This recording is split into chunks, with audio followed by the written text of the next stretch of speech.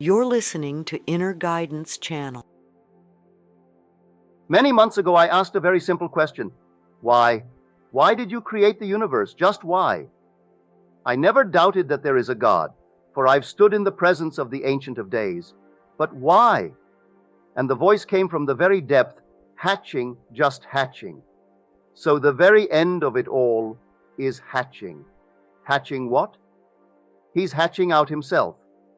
Who, by looking at a little worm, one of these little caterpillars, could ever predict his future as a painted butterfly?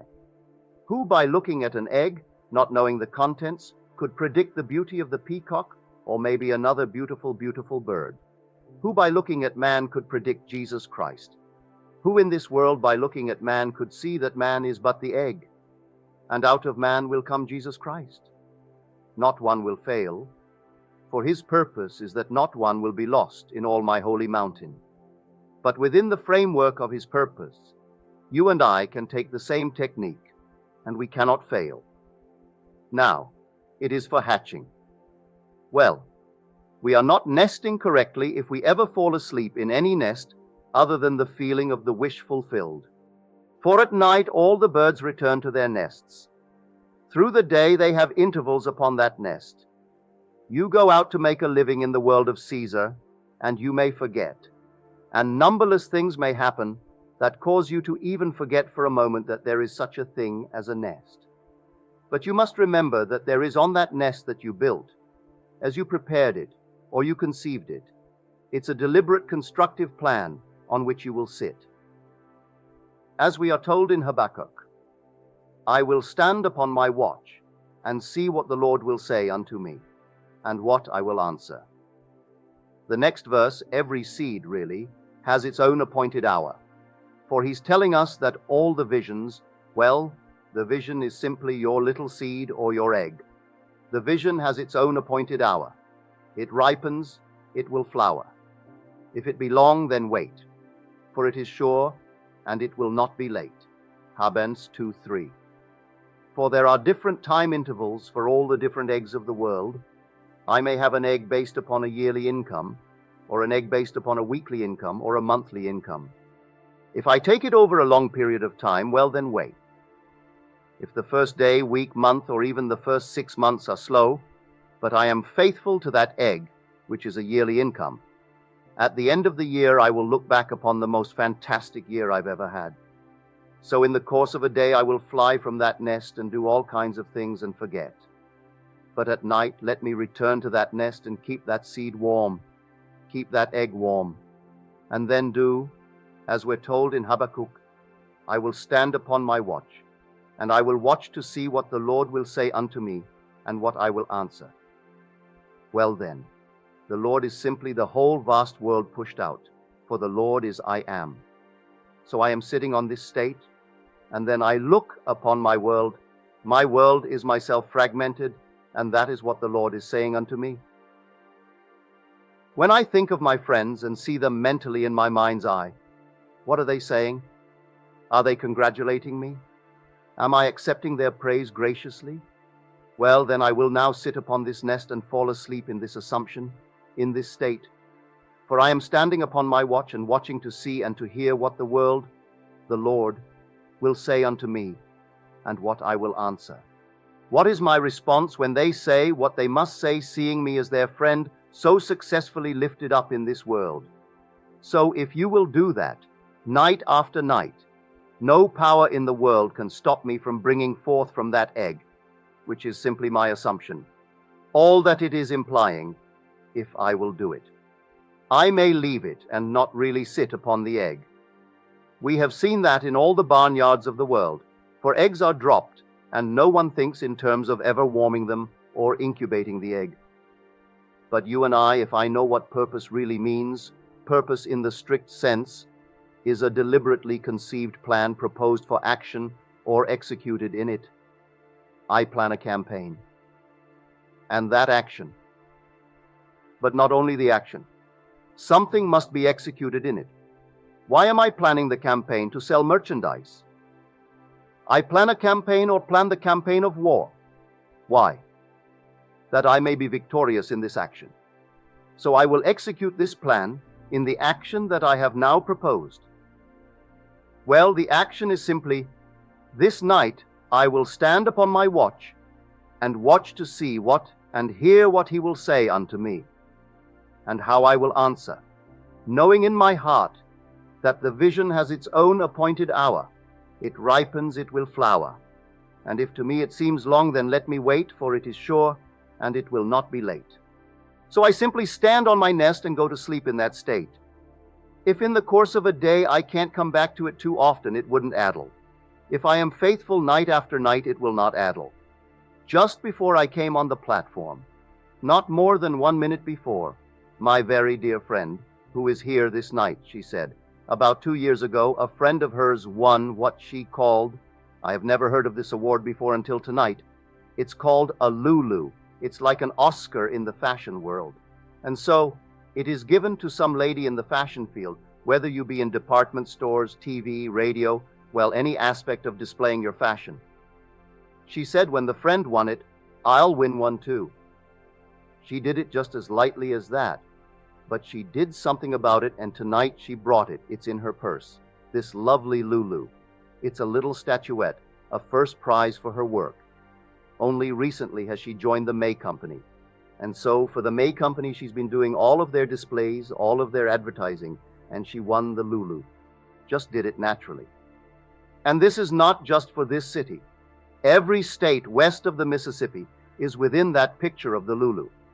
So I tell you, sit upon your nest and let it hatch out. Everything comes out this way. But if you don't have a definite objective, well, you can't, so that you either succeed or that you fail.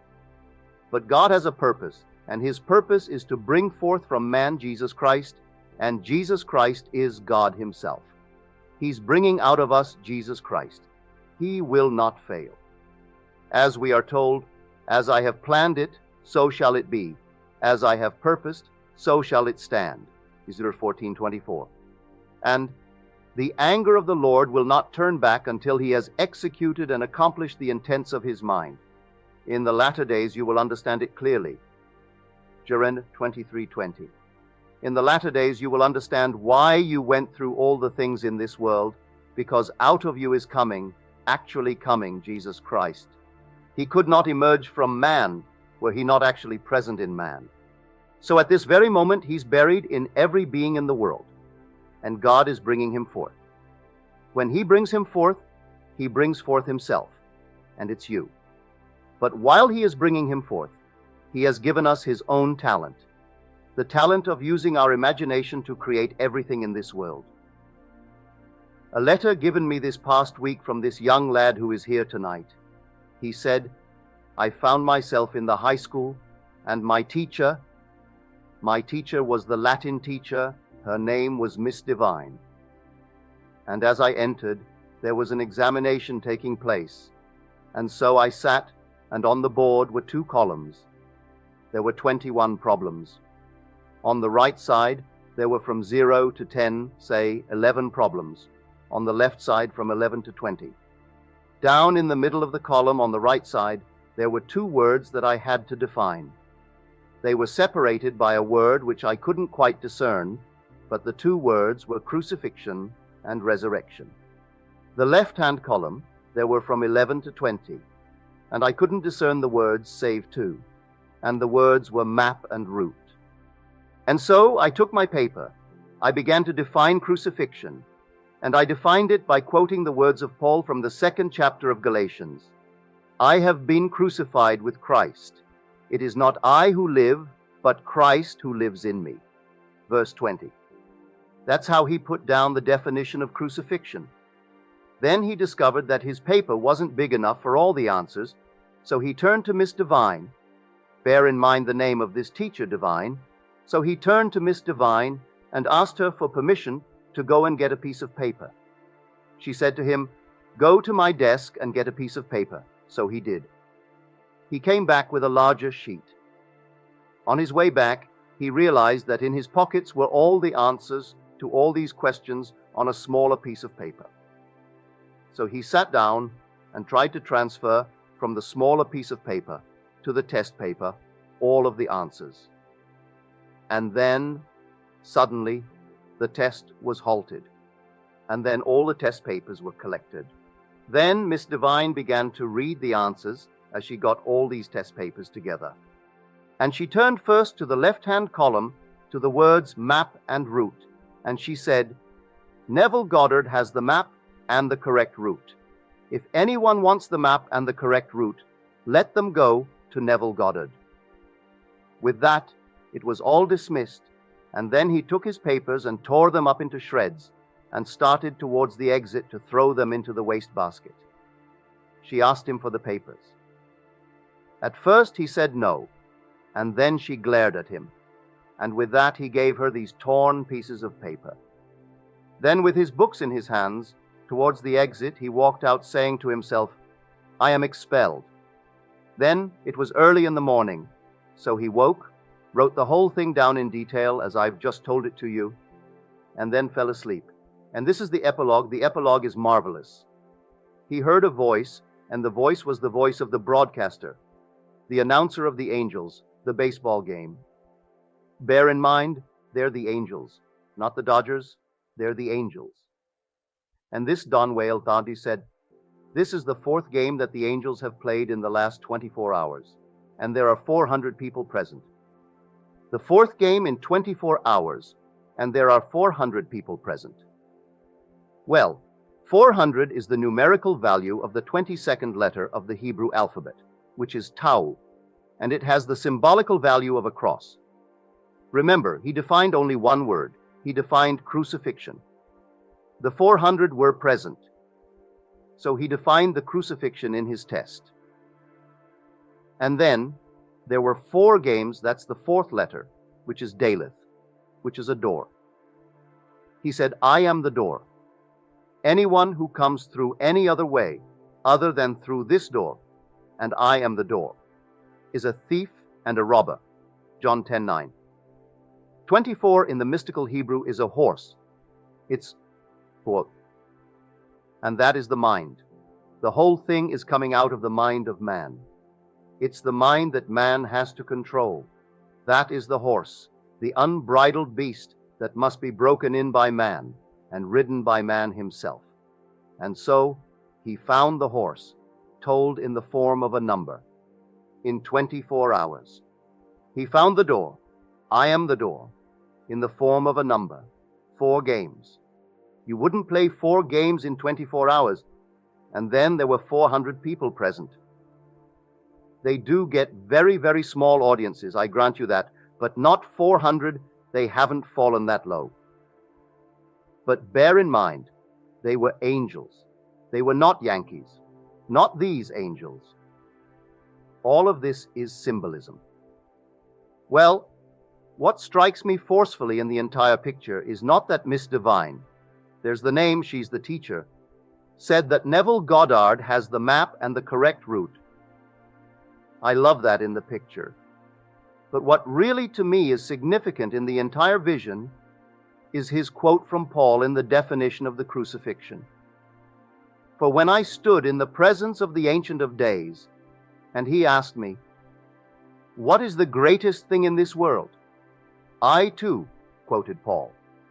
I answered in the words of Paul, faith, hope, and love, these 3 abide, but the greatest of these is love.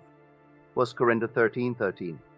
At that, infinite love embraced me, and I fused with him and became one forever with the body of God.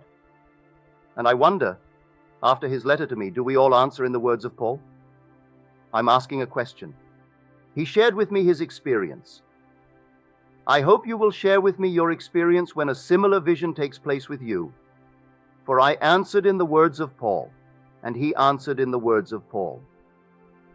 He answered the one question, the crucifixion, and it came up in the epilogue. There were 400 people present at the angel game, and that's the crucifixion.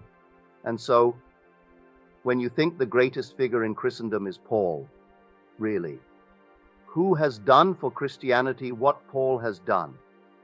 You ask yourself 1,000 times over, who then is the one who first awoke? Who is he that awoke? If we read the Gospels, and the evangelists are Matthew, Mark, Luke, and John, anonymous names, unknown, completely unknown. No one knows who they are. And then you ask yourself this question concerning this fantastic creature that is Paul, the little one. Paul means little, and he is the little one. Then he tells you that I am a descendant of Abraham, of the tribe of Benjamin. Benjamin means son of the right hand. The Lord said unto my Lord, sit thee at my right hand until I make of thy enemies a footstool for thee. Hebrews 1:13, Matthew 22:44. You ask, all kinds of things go through the mind concerning who is this one that we call the little one, that is Paul. He never denied his faith. In fact, he insisted that his religion was not a new religion, it was the fulfillment of one as old as the faith of Abraham. He never gave up the Hebrew religion. He only saw the flower, the fulfillment of it. To him, the whole thing was the unfolding of all that was prophesied and promised to Abraham. So, Christianity was simply the fulfillment of the faith of Abraham. We have in the Western world these three great religions. The religion of Islam, which is complete kismet, fatality, complete. They call themselves, most of them are named, and there are 400,000 of them. Abdullah, slave of Allah, complete slave of Allah. Then comes this great rock, the Hebrew religion, and it begins with faith, Abraham. He believed the promise made by God would fulfill, and he was able to fulfill it. And the promise was an heir. All the way through, the promise continues in changing form. I will raise up after you a son that will come forth from your body. I will be his father, and he shall be my son. 2 Samuel 7:12. That's the promise made to us. Raise up out of us a son that will be God's son. God will be his father, and that which he pulls out of us will be his son. Something so unlike the form that we see here. And unlike the form called man, as the butterfly is unlike the caterpillar, as unlike this glorious winged creature to the egg. So we are told in Philippians, our country is in heaven, from which we await a Savior, the Lord Jesus Christ, who will reform and change our lowly body to be like his glorious body by the power by which he is able even to subject all things to himself. Phil 3:20. The word translated, change to be like, means literally to be of one form with him. Actually, something is coming out of every being in this world that is Jesus Christ. And the form is that glorious form that is the form of God. Return unto me the glory that was mine, the glory that I had with thee before that the world was. John 17:5. So he gives man himself. He brings out of man his egg himself. He is hatching it out, and he is faithful. All he's asking of us that we be as faithful, or try to be as faithful as we can, to our modified desires, as he is to his grand scheme, which is to bring forth out of man himself. For he's bringing out of man himself. No one's going to fail because we aren't doing it. But while he's bringing it out, he's asking us to take the talent that he gave us, while we are being turned over and over in this world, to take that talent and become what we want to be in this world. Do it for ourselves or do it for others. You can take any being in this world if you are faithful. And the faithful time is when you have the unbroken few hours of the night, just as you are settling down to retire into the deep. And you know the day's over, and you're simply going to relax into some state. Take that moment and then stand upon your watch and view the world to see what the Lord is going to say unto you. The Lord, being the fragmented I am, everything that you're doing, you're saying, I am doing it. So that's the Lord viewing his fragmented self. And see what it is saying to you. Is it sympathizing? Get off that nest. Is it now with great empathy? All right. Good. Are they rejoicing with you, all of them, because of your good fortune? Stay on that nest and go sound asleep viewing the world from your watchtower, knowing in your heart that what you are sitting on mentally has its own appointed hour. It is ripening, and it will flower. And if to you, because of your anxiety, it seems long, you know you must wait, for what you're doing is sure, and it will not be late. So we're told that his promise is faithful and sure. These promises are not some little thing done because of some emergency. They were done of old, and they are faithful and sure, we are told. Not something that suddenly, because of some plan in the world of man, that God is now instituting some emergency thinking. No, his plans are of old. Man is allowed all the freedom in the world to make all the mistakes in the world. Perfectly all right. He will correct it. He doesn't condemn man, he corrects man. He corrects all kinds of things, but allows us within the framework of his purpose to do anything in this world that we desire. He doesn't have the same code that man tries to impose upon man. He allows us quite a wide range of everything in this world. So I say God has a purpose, and his purpose is to bring forth himself out of his egg called man. But while the egg called man is living in the world of Caesar, he allows it to use a certain talent. The talent is the gift he gave of himself, which is man's imagination. Man can take his imagination and create anything in this world. You think of this story of the Lulu. For here is a lady who only recently started working for the May Company. And how many artists must there be between the Mississippi and the West Coast who simply wanted that? This is a fist prize. This is not something down into the bottom of the barrel. This is the Lulu. I never heard of it until tonight, so she brought it in her purse and picked it up. It's like an Oscar. It is an Oscar to those who are in her profession. And this covers the entire waterfront.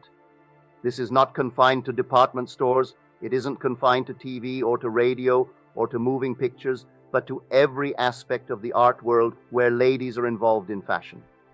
And she gets it. She's only been there a few months, and she gets it because she wanted it, and she knows the principle. And the others, who I think by her own confession will be equally talented, they didn't know the principle. So they didn't sit upon the nest and simply view it as she did. So she sat upon the nest. So I say to every one of you, don't get off that nest until it hatches out, and then go for a bigger nest and a still bigger nest. If anyone tells you that you shouldn't want things, turn a deaf ear to them. Completely turn a deaf ear to them. You're not going to be enslaved by things if you know this principle. You'll get things and be quite willing to drop them on the way, but you'll simply test your talent. You're exercising your talent. And a talent that isn't exercised is like the limb that is not exercised. It atrophies, it does. And so, day after day, you must take your dreams, your noble purposes, and simply settle down and nest them, and simply bring them to pass in your world. Everyone will hatch out, for we are told, not one is lost in all my holy mountain. Not one child born of woman will ever fail to bring forth what God has demanded. And God demands only one thing. I will raise up out of you a son that will come forth from your body. I will be his father, and he shall be my son. That son will say of his father, I and my Father are one, because he is the creative power and wisdom of God. John 10:30. So when he comes forth, personified, he will say of the very power that drew him out of that body, I am the power and wisdom of God. 1 Corinthians 1:24. I am he, you are he. And everyone will come out, not one will fail. So I tell you, try it. Try it over and over and over, and don't ever admit failure. Don't for one moment admit it. The most impossible thing in this world, still try it. For here, we will not accept paganism. We will start with Israel. That's where the whole creative world starts, really, and it's based upon faith. Christianity is the fulfillment. If an Orthodox Jew will not believe that it happened, all right, he will eventually. At least he has the faith that it is going to happen. But I tell you that it has happened. But I will go back now to that definition of my friend Tom with the crucifixion, and go to another aspect of it. which you find in the 6th chapter of Romans. He took his from the 2nd chapter of Galatians, but the 6th chapter of Romans, if we have been united with him in a death like his, we shall certainly be united with him in a resurrection like his. Verse 5. So now Paul, the same grand Paul, is now saying to his, what he calls my son Timothy, and he said, there are those who are teaching that the resurrection is past already. They are misleading the people and turning them from their faith. 2 Timothy 2:18. His condemnation of those who said it was past already, once and for all, is, well, you can't quite describe the condemnation, uncompromising. It's not past once and for all. It took place, it is taking place, and will continue to take place until everyone gives up that Son of God. It's the Son of God in man that is buried, that makes man alive. Were it not for the Son of God in man, then there would be no living being in this world. So if I have been crucified with him, all right, I have enjoyed that death. I'm crucified with him, and in that crucifixion I have union with him. Now certainly, I will also be united with him in a resurrection like his. Well, I can tell you from experience it has happened to me. So I know the joy of the union in my crucifixion with him. And I now experience the joy in my resurrection with him. It's one. I do not differ from any child that walks the face of this earth. We're all one. I can't share with you that body which he has transformed to be like his glorious body. I tried it once and didn't quite succeed in revealing the glory of the body that is one. But she is not far off from seeing it for herself. But here it's the most fantastic glory, the joy of this body. Human face, yes. I will recognize you? Certainly, forever and forever. But I can't describe the glory of the body. It's something entirely different. So we are subject to this humiliation of these bodies of blood, bodies of flesh, but not for long. And so if someone this night, like my friend Tom, who has had this experience, and you will say, well, why should he have it? No one knows Tom's background. No one knows how long he has been treading this winepress in this world. No one knows it. And so, if in many ways you may think he is young or even limited in expression, don't, because the minute it happens to one, limitations fall away. These things that seem so wonderful here that we acquired through labor will not be used, because it's all then a creative power in operation. So, don't judge anyone, and may I tell you, if perchance you should entertain such a thought, bear in mind the story of Job. Job's story is the story of man. Here is the most cruel experiment ever performed on an innocent being, that which is performed on Job. Job, in the very end, didn't condemn the Lord. He thought the Lord was justified in everything that he did. And then he turned from himself, for he felt sorry for himself, and he prayed for his friends. And as he prayed for his friends, his own captivity was lifted. Job 42:10. So turn from self to a friend and wish them well. Well, that's really what love is, to wish a friend well, and sincerely wish him well. May I tell you what will happen to you? You'll simply bloom. Out of the nowhere, things that are now hidden from you will come into view, and they're all yours by sincerely wishing a friend well. So when Job turned from himself and prayed for his friends, his own captivity was lifted. So that is what we're here to do. Turn to someone this night, I don't care who he is, who she is, and see them in your mind's eye in some blessed state, and feel the thrill that will be yours as a friend, because they are what you're now representing them to yourself as being. Someone once said, and for years I had to agree with them, and even to this day I would go along with them, that if someone is hurt, 1,000 will rush in sympathy. And if some member of the neighborhood falls heir to a fantastic fortune, you don't find the joy, you find envy. So we have so many words to express sympathy, compassion, and all these things, but possibly only one which is not a good word in a sense because it isn't known. You speak of empathy. How many people even know what the meaning of the word is when you use it? So it isn't used. It's used in cultured society among the educated. They know the meaning of the word, but they don't use it because it's not in use. They will use it in their writing, and someone reading their works will rush to the dictionary for definition of the word. Because we're not given to rejoicing with those who have good fortune smile upon them. In fact, one of the disciples whose name is only mentioned among the 12, he's not mentioned saying that he's one of the 12, is Thaddeus. And Thaddeus means praise. It's so little exercised by man that there is no story of Thaddeus in the Bible. He's only called. He is called. He has to be part of the awakened man. For the awakened man must have Thaddeus within him awake. But in the actual story, he isn't there. He's only named among them, and he's the 10th disciple, and the word is praise. How many of us can rejoice when we hear of the good fortune of another? We wonder, why didn't it happen to me? That's the reaction. You read in the morning's paper someone won $150,000 with a $2 bet, some daily double in Florida or someplace or down in Caliente, and instantly you say, I wish I had it. No one thinks of the joy in that household, that moment when he goes home to his family with $100,000 in cash. We think, why didn't I make it? So really, empathy is an empty word until it becomes so alive that we use it as frequently as we use sympathy. We can sympathize with one who lost his home because he had a hot tip and put the house down on the horse that didn't come in.